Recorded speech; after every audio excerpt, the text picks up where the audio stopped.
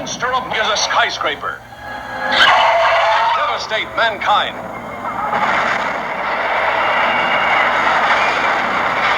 Armored tanks are helpless before him.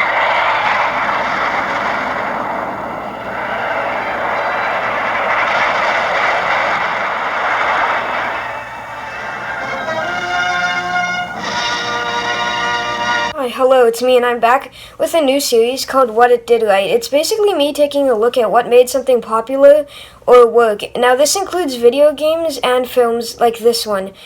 This series is here to help people make better, more unique games with helpful tips within here. So let's get started.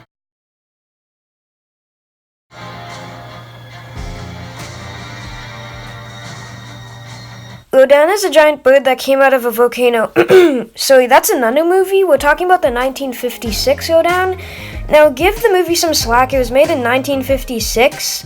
Today we are talking about the uncut Japanese version made and produced by Toho and directed by Ishiro Honda. Don't know if I pronounced that right, but he's the same person who made the original Godzilla. Now you may be asking, why are you doing a monster film? Well, first of all, it's called a kaiju film, but it's because ever since watching Godzilla King of the Monsters, which is the most recent one, I've been hooked on Godzilla movies since. Fun fact, I actually got into Godzilla when I was 6. My first movie was Godzilla vs. Destroyer.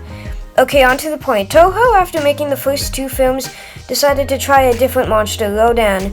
And to help make the monster successful, they brought back Ishiro Honda, since he jump-started the Godzilla franchise. It was also the first Toho movie to be in color. So they had more pressure since the audience could see everything, so attention to detail was turned up considerably. They used miniature sets, aka model cities, that were easily destructible, and Rodan was done in suitimation, which is a person in a suit. The film first introduces us to a small mining village isolated from the rest of Japan. Suddenly, mining tunnels fill up with water. 2 workers are trapped, Yoshi and Goro. They end up sending a search party and find the body of Yoshi, but he has wounds all over them. They later think Goro murdered him since they couldn't find him. It's later revealed that the strange murders were caused by mutant bugs that were mutated because of radioactive material. Radiation will be a common theme here since Godzilla started with that. Suddenly a huge earthquake happens, which is done very well. I still don't know how they did it given their technology back in the day. But it turns out the earthquake was caused by Rodan's egg hatching deep underground. She also eats mutated bugs, so that's cool. And Rodan was mutated by the H-bomb and was a pterodactyl in the dinosaur times. She then goes on a rampage across Japan.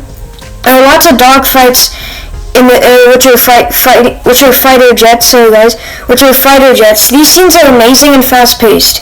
Then she lands and destroys a whole city, even though the military is shooting at it with tanks. Then a second Rodan is spotted, since in nature you have to have a male and a female. The male crashes a bridge into the water, and they both fly off to their birthplace. The military makes a plan to collapse the cave that they are in with explosives, but the cave is a volcano that is very active, and the government warns that with all the explosives, it might erupt, so they evacuate the town. The plan is executed and the cave collapses. After many well-done explosions, but they escape and the volcano erupts. But when it does, the female Rodan's wing is injured because of molten rock and falls down to the ground, where she catches on fire and begins wailing helplessly. The male hears this and flies back, realizing he can't live without her, and then dives down and catches on fire, wailing as well. This scene, in my opinion, is perfect because the Rodans are made as villains, but their death is sad, and the wailing cries of the Rodans is hard to listen to. Then you begin to realize that they were just animals trying to get to each other, and our cities were just in the way. They were forced to be shot and burned by the military and had no choice. It's an interesting take on a monster film because the monsters aren't just cold-blooded killers.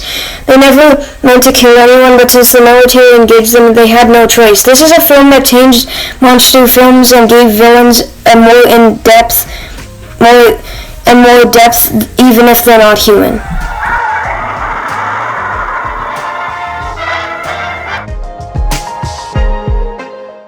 So anyway, now we're getting into the part where we talk about what Rodan did right and what you can do to help your game or whatever. Now, Rodan broke barriers of generic villains with no morals. Now, if you want to make your game good and have villains with more depth, just make them more than evil and make a reason for their evil and maybe a little bit more lore so they're not as boring. Not saying yours is boring. I don't know who yours is, but just a tip. Also add more depth and add a little bit more detail overall to the project as the quality of the game will increase. And the little things always count. Now I did want to let you know this video is scripted, so this is like my first scripted video.